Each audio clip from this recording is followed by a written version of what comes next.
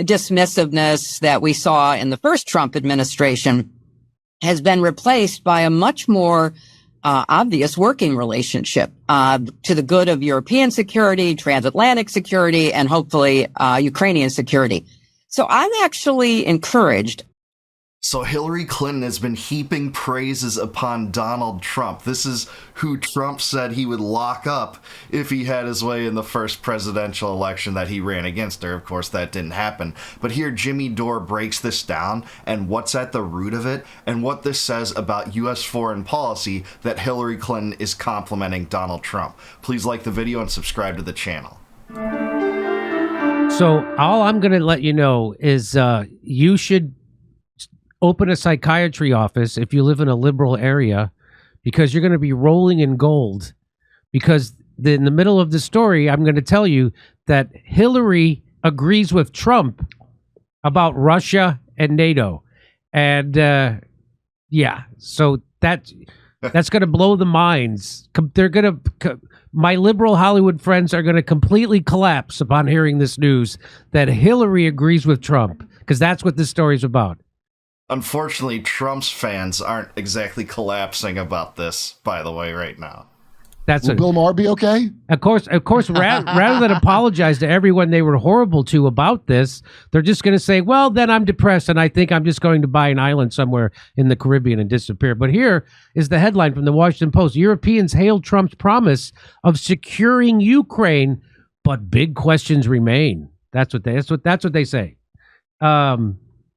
So he's gonna let's go. Let's just watch that. Hillary Clinton praises Donald Trump's foreign policy. She argues that while she disagreed with Trump during the first term, she didn't disagree with him. She said that Trump was a Russian asset, that he was a traitor to our country, that he was working with Putin. He was a traitor. That's what she said. She didn't disagree with him. So she disagreed with the first time Trump being a Russian asset, but he's really won her over now. Wait till Bill Maher hears that, Kurt. Yeah, he's a Russian asset, but he should be complimented now for bankrolling Ukraine. This Russian asset, and by the way, she'll never apologize for doing that to Trump, despite how Russiagate has been exposed as such a fraud. But hey, she'll heap praises upon him because his foreign policy is, let's just be real about it, indistinguishable from hers in terms of Ukraine so far, and Biden's, I'm sorry to say. Other than opening up discussions with Russia, all he's doing is escalating that theater, talking about security guarantees now, which basically will be a dead letter and poison pill to any kind of peace agreement. No way Russia will agree to that, but that's at the heart of this thing. That's going to kill him, dude. Okay, let's listen. I think all of that is a very good signal that there is beginning to be a better understanding, both by the president and the people around him, as well as by the leaders of our European allies, that there can be common ground amongst us. And the kind of... And you know what that common ground is amongst us? It's a battlefield just laid with dead bodies. They're going to say the Epstein files. That's the common ground they can agree on. Let's have some. Yeah, the common ground is love for the military-industrial complex, love for proxy wars.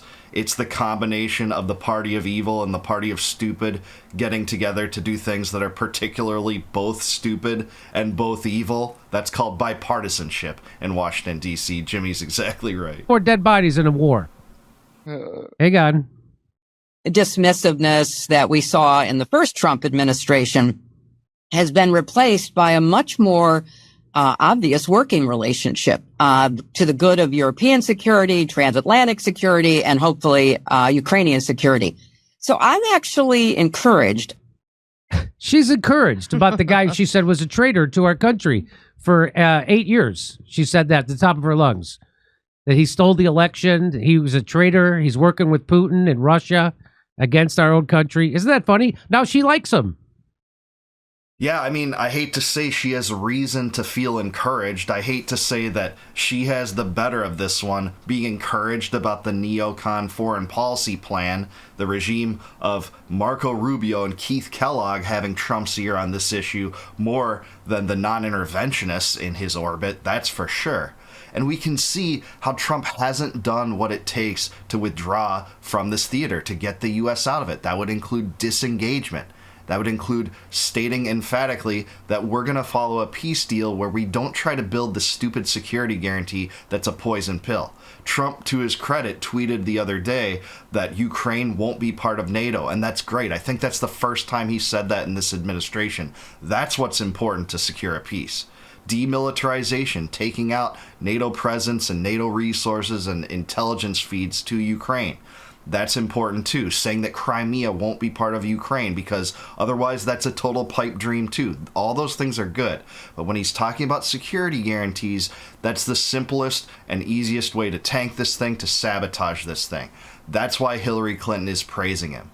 Because going that route is the safest way to prolong this conflict to the benefit of the military-industrial complex and the warmongers like Hillary Clinton.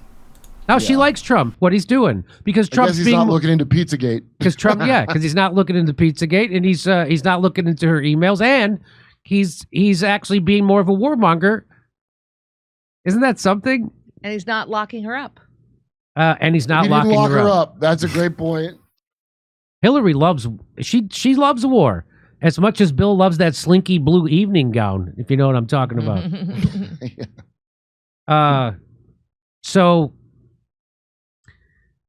So let me translate that. She really appreciates Trump not prosecuting her for frazzle drip. Here, let's just read these. K.E. Taver says, this should tell MAGA everything they need to know. How's it feel to have Hillary approving what Donald Trump is doing? Kind of show there's really only one party when it comes to foreign policy. No matter who you vote for, you get John McCain. That's right. Credit to my friend Tom Woods for originating that quip, but that's exactly right. This is what it tells us about the Washington foreign policy regime. Even if you get a president that campaigns on relative non-interventionism compared to the neocon establishment, the liberal establishment that drags us into these wars, these regime change operations that are never to the benefit of the populace, you always get a John McCain-like figure when it comes to foreign policy. That's the cold, hard truth, and that's what we're living through under the Trump administration, too. Now Hillary's on board with Donald Trump's foreign policy. Are you kidding me? Nope, that's real. Peggy Carter deserves better says this should also tell any Democrats who are still a fan of Hillary everything they need to know, too. Yeah, well, the joke's on you because Democrats don't need to know anything. They just need to trust the science. Yeah, and they do. And they Peggy do. Peggy Carter doesn't deserve better. That's a silly name. And they do. I noticed that most Democrats are remarkably silent about this. I mean, Hillary isn't exactly in, the A-list political zeitgeist when it comes to the Democrats right now. But the fact that she's out there complimenting Trump should make her to the Democratic establishment persona non grata. If you complimented him for anything, that's what that should do. But they're remarkably silent. Why? Because they agree they want this war in Ukraine to drag on. They want him talking about security guarantees to guarantee that it drags on. That's exactly what is at the heart of this. You know Peggy Carter from no, Captain America movies? No. Peggy Carter should lose some weight. So there it is. Now that Trump has become more militaristic, he's keeping the arms flowing. He's promising Ukraine, according to her, promising Ukraine security. Now she's on board. I like Trump. He's bombing Iran. He's still funding the genocide. He's sending warships to Venezuela to steal their oil. He's being bellicose militaristically with Ukraine. I love this guy now. You know what? Clone body Hillary is kind of more reasonable than the crazy one on the Russian files that they didn't release when, remember she had 7 different personalities or whatever the hell they said. She was psychologically a basket case. She was psychotic, they said. They had to keep her on tranquilizers when she ran for president. Yeah, they had to keep her on Hillary. tranquilizers. This one's good. Clone Hillary. They had put her on Jordan Peterson pills the whole election. And yeah, no doubt. I think Jimmy has this one exactly right. That is at the heart of this, the fact that the Washington political establishment is basically all the same on Ukraine, on Israel, on the military-industrial complex, on enduring everlasting wars and empire building. That's what you get no matter who you elect, no matter how good the rhetoric is, no matter how much Trump dragged the neocons through the dirt during the campaign trail. Because if you remember, during the last few weeks of his campaign, one of the things he did was dragged Liz Cheney, if you remember that. And Liz Cheney was campaigning with Kamala Harris, and that tells everything, too. You know, how closely aligned the neocons and the Democrat establishment are. He dragged her through the dirt and said, hey, if she was serving in the front lines, I think she'd be against the wars. And he got raked over the coals by the legacy media for doing that, but that was exactly right. But is that the kind of Trump we see in office? No, I wouldn't say it is. I'd say we see a Trump that's doubled down on escalating and prolonging these conflicts, and even starting new ones with Iran for the sake of Israel, and for the sake of shelving U.S. interests with Iran, which was negotiating a normalization route for a new inspections regime and a new JCPOA, which is totally off the table now. Total disaster. He bombed Yemen for a month. He's ramped up the bombing of Somalia, something almost no one's talking about right now either. And he's completely, just caved into this mentality that you can, show strength by, blasting Putin on social media and threatening sanctions and secondary tariffs. It's all nonsense. It's all part of the Biden orthodoxy, too. Biden had a different presentation, and he was clearly in control. He was controlled by the deep state. But Trump's behaving remarkably similar, but just with differences in bombatism and rhetoric. And that's always what we see from the Washington establishment. So yeah, Jimmy's right. No matter who you vote for, you always get John McCain. Like I said, my good friend Tom Woods started that, and there's no bigger truth than Ukraine. I mean, this is one of those things that is getting a lot of the dissidents that, held their nose and pulled the lever for Trump.